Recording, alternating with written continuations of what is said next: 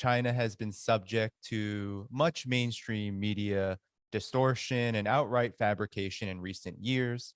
And to understand why, we have to understand the current situation that the American empire finds itself in.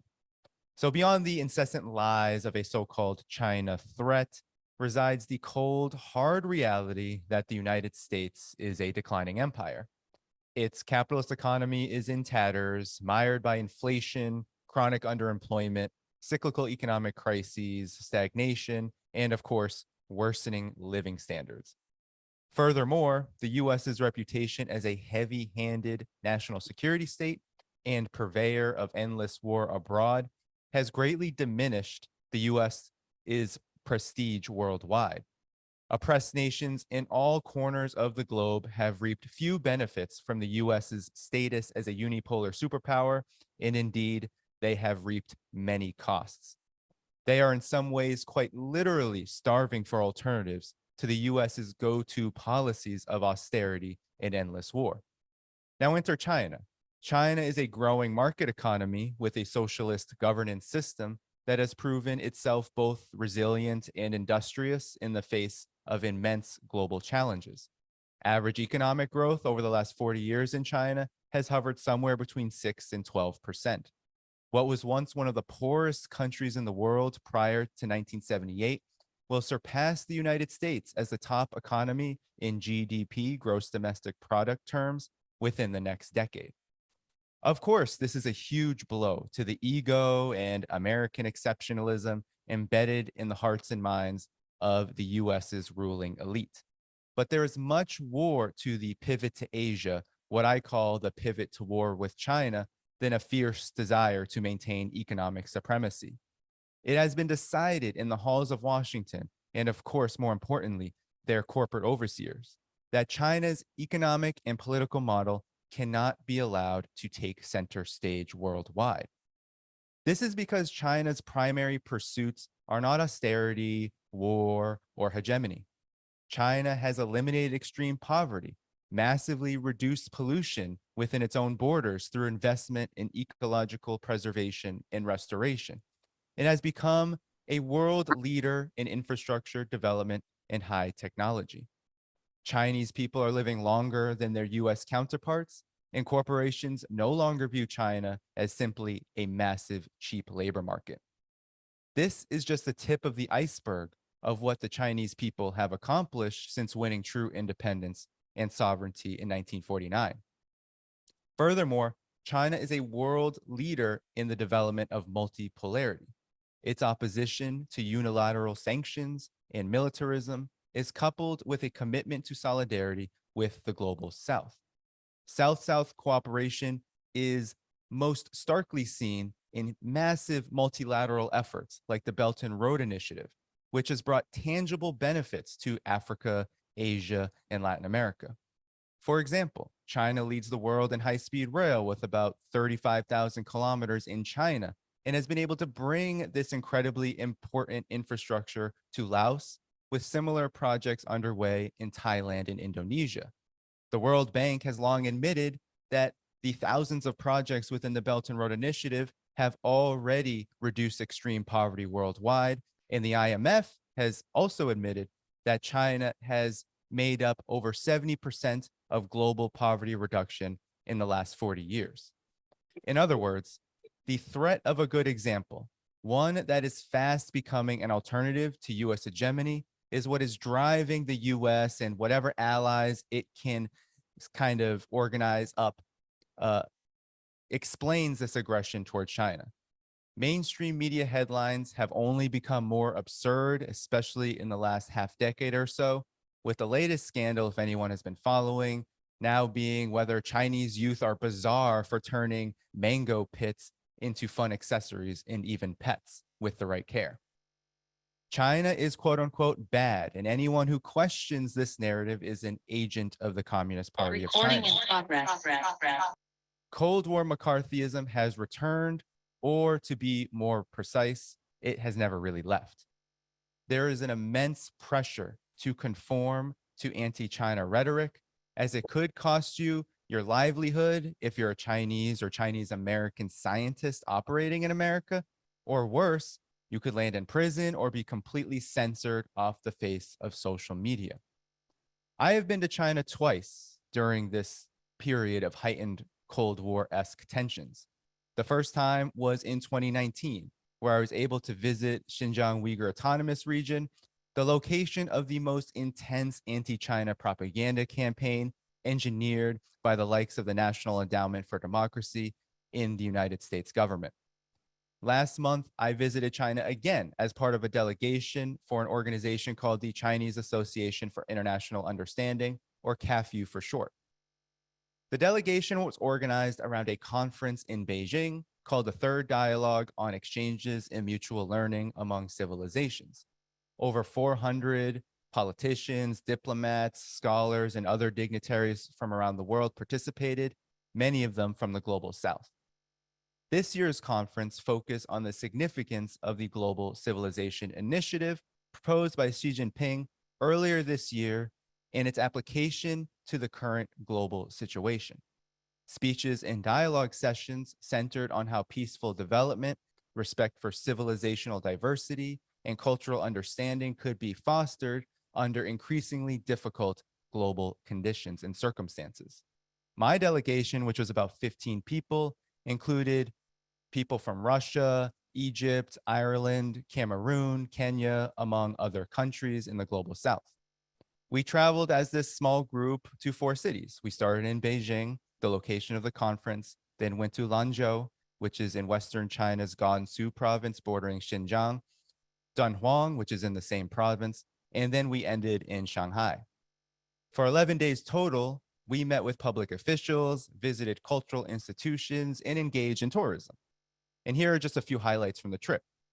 Of course, what's always a highlight for me in my 2 times being in China has been seeing the infrastructure development, which to me is one of the greatest joys for someone like myself who considers China's development as an immense opportunity to learn from success.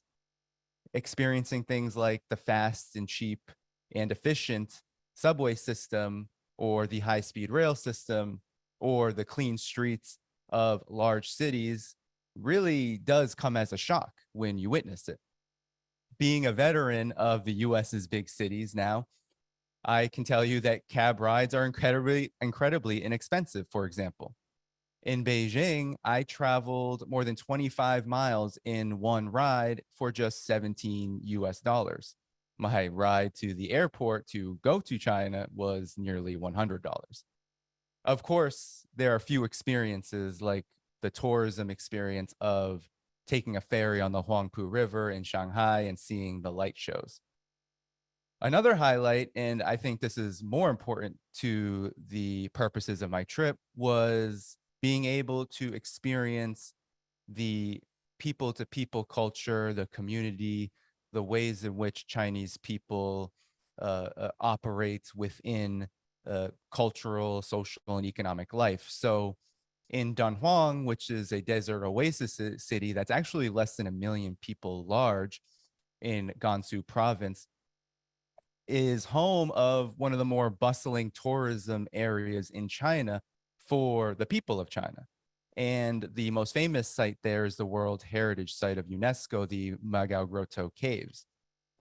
But when I was in Danhuang, the caves were nice, but going to the Grand Theater built in 2019, a massive, beautiful theater for arts and performances, and witnessing one such performance on the history of the city was indeed a spectacular event. And one of the reasons why it was spectacular is because all of the singers and dancers were disabled. The singers were blind and the dancers were deaf. Now, this wasn't all that was spectacular about the performance. It was also that there was a huge thank you, a celebration of a woman named Fan Jinxi, who was a Communist Party member of the late 1960s and 70s, who founded an institution called the Dunhuang Academy, which we were able to meet with. She was part of China's first archaeological team, where she made Dunhuang a very small and very difficult climate to live in, a very small city. She's from Shanghai, and it's a very difficult climate, very hot in the summers, very cold in the winters. And she dedicated her life to understanding, finding, and preserving the cultural life of this World Heritage Site. For this, she was treated as a celebrity. She came out, she was given standing ovation, and it was her 85th birthday. And there were hundreds of people taking pictures and essentially treating her like a celebrity would be treated here in the United States. But really, the most important experience, to reiterate, was speaking to people, from the delegates from all over the world to the young party members who taught me so much about what it means to make yourself in service, or to put yourself in service to your country.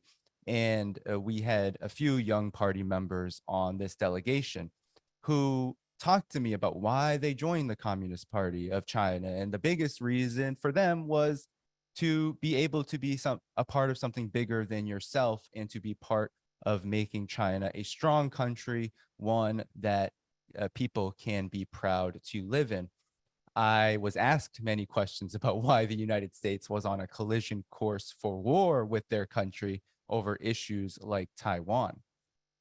And what I learned from these experiences was that China is capable of handling its own affairs without interference, and that problems of its own development, and there are problems, and certainly if you talk to party members, they are the first to talk to you about the problems that they hope to see addressed and that they are working hard on resolving.